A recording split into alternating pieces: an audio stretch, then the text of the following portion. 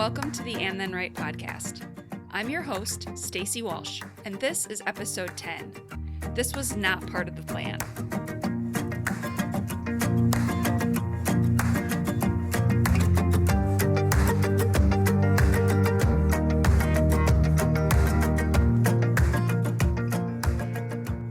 Thank you for joining me again. A quick reminder before I jump into today's episode. Today is the last day to take advantage of the early bird rates for both retreats slated for this year.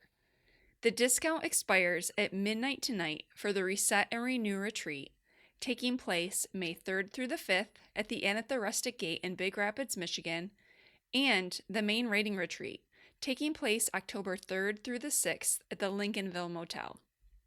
We do have a few spots available for each retreat, so please join us. So today's episode is a little different than usual. Usually I have the episode planned out in advance, sometimes a few months in advance. Up until a few days ago, I had the next 3 months plotted out, interviews recorded, things were set. And then my husband left my laptop in Iceland. Not on purpose, of course. We were going through the security checkpoint with the kids, which, even on the best of days, frazzles my husband. And on this trip, he was transporting my laptop in his camera bag for me to try and help lighten my load a bit, as I was loaded down with tablets, cold medicine, and 800 snacks. He forgot to take the laptop out on the first pass through the x-ray machines and his bathroom kit out of his carry-on, and I forgot to take the kids' cough syrup out of my bag, and then it was decided that yes, I did need to take my hiking boots off. They initially said I could go through without taking them off, but I guess there's too much metal on them.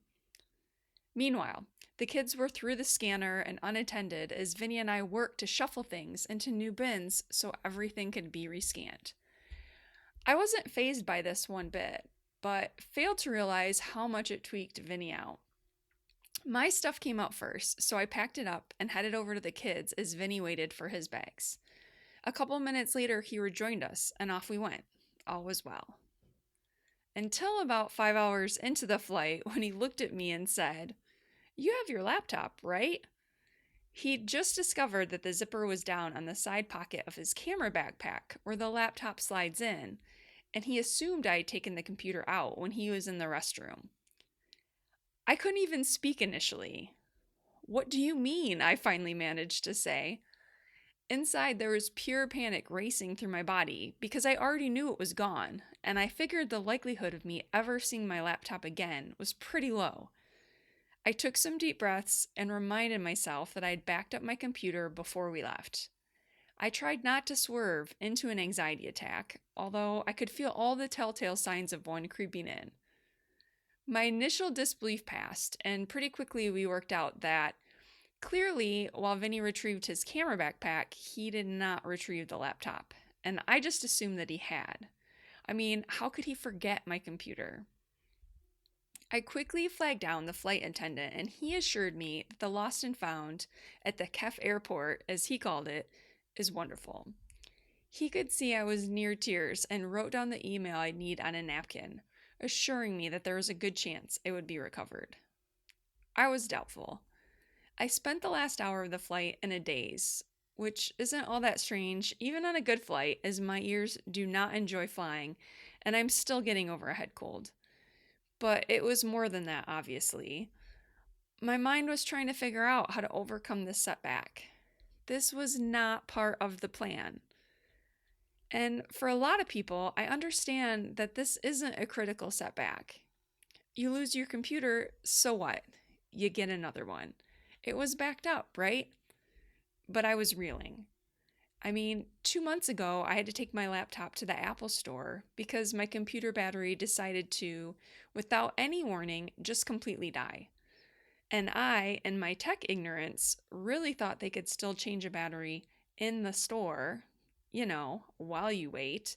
So when the Genius Bar tech said to me, "Okay, so we'll ship it in tomorrow and you should have it back within a week," I felt that rush of anxiety and couldn't immediately reply. When he saw my face, he quickly added, "Or maybe less. Sometimes you get it back in 4 to 5 days." I left the store feeling like I had lost a part of my body, like I was leaving a critical part of myself behind. I am not a person who gets particularly attached to things. And it's hard for me to explain to people why I feel such a deep personal attachment to my computer, even when I know everything on it is located someplace else and is totally safe. I get this weird side eye glance when I do try to explain this in person, so I feel a little weird spending what will amount to most of a podcast episode on this topic, but bear with me.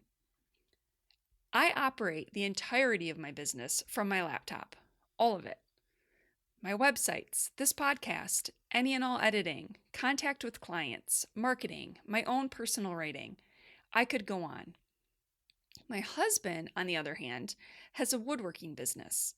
He has a sawmill, a couple trailers for hauling lumber, a shop with so many routers and saws and hand tools, and all of these things that he needs to support his business. I have my laptop and a printer, but I hate my printer. Beyond my business, my laptop is where I dump all of my thoughts, ideas, vulnerabilities. It is an extension of my brain. For better or worse, it is on most days my most prized, most valuable possession. And keep in mind, we are talking things and not people here. And now it was roaming the airport, and I had no idea whether someone had casually picked it up and taken it, or whether it was somewhere safe, waiting for me to claim it. We'd barely landed when I sent an email to the address passed along by the flight attendant.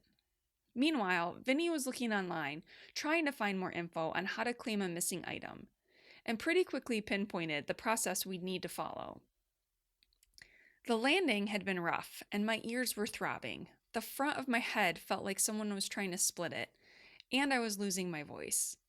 The kids were crabby and had belly aches, presumably from the Oreo donut we let them consume prior to the flight. It looked good, but they both felt lousy, and they have stomachs of steel. Why am I telling you all of this? Well, here's the thing, and this is what's hard for me to share. I like to think I have control over things. I like to think I know how things are going to unfold, how things are going to turn out. And I know this is BS. We don't know any of that. Nothing is permanent. Our lives can be, and sometimes are, turned upside down in a second.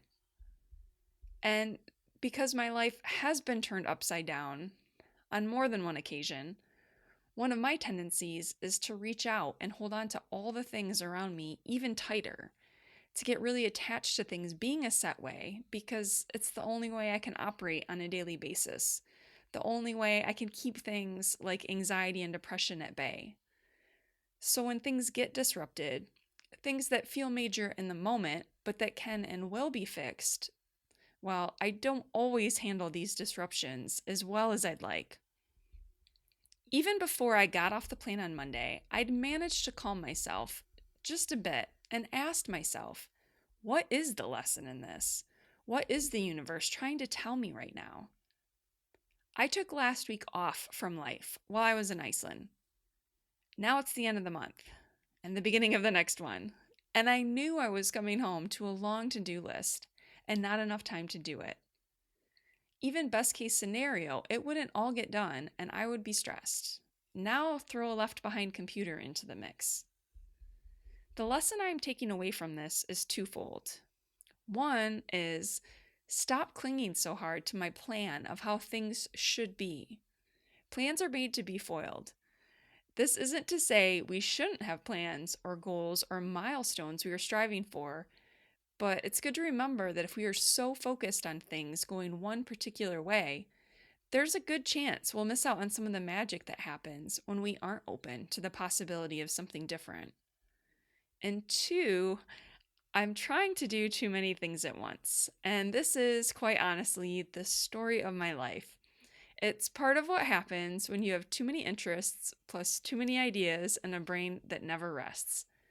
Although I had been making a small effort in this area, this fiasco let me know it's time to simplify and to start saying no more often. And what does any of this have to do with writing? Well, writing is another one of those areas where I like to think I have some control. I get to decide what to tell, how to tell it, if I'm going to even share it. Writing often feels like it's just for me, and most of the time it is. But I am working on, and eventually will share, a project that feels really scary not only to write, but to share with anyone. It reveals a lot of my deepest fears and the wounds that have shaped me into the person I am.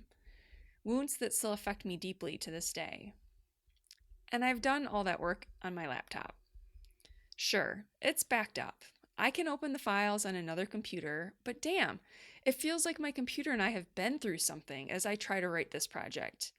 And let's be honest, when you've been through a major loss, any loss after that only serves to trigger all your shit. Yes, even a computer can trigger my grief. Weird? Maybe. But it's true, whether I like it or not.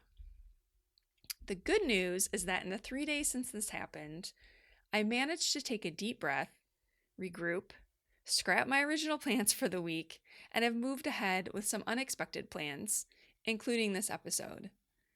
I scaled back to the absolutely necessary, and somehow feel like I accomplished a lot this week, even though I've scratched off exactly one thing from my to-do list since getting home. The even better news is that I have claimed my computer, and it is being shipped today. I'm supposed to have it in 6 to 10 business days. I will be thrilled if this happens. A part of me is still in disbelief that I will ever have it in my hands again. And I will be okay if it doesn't. Sometimes you need things shaken up for you, to throw you off and get you to assess if the way you've been doing things has been serving you well, whether in your writing life or elsewhere. Our time in Iceland, away from regular life, had already pointed me to some things that haven't been serving me well. The laptop fiasco made sure I was really listening. And as a writer, I've always felt one of my biggest assets is that I am a good listener. I pay attention. This week has been the reminder I needed to turn the attention to myself a little more regularly, to check in. Even though I like to exclaim, often loudly, "This was not part of the plan," obviously it was. So now it's your turn. I would love to hear your thoughts on how you have handled the unexpected, whether in writing or life. How has it informed your writing process? If you're comfortable sharing your thoughts with the group, head on over to the Facebook group, and Then Write Podcast, and request an ad. This is where we'll be discussing these and other topics. If you'd rather message me directly, feel free to email me at andthenwrite@gmail.com. To listen to previous podcast episodes, find the resources mentioned in this episode, or to sign up for my newsletter, please visit andthenwrite.com. Thank you for listening today. I hope you'll join me again in a few weeks for episode 11.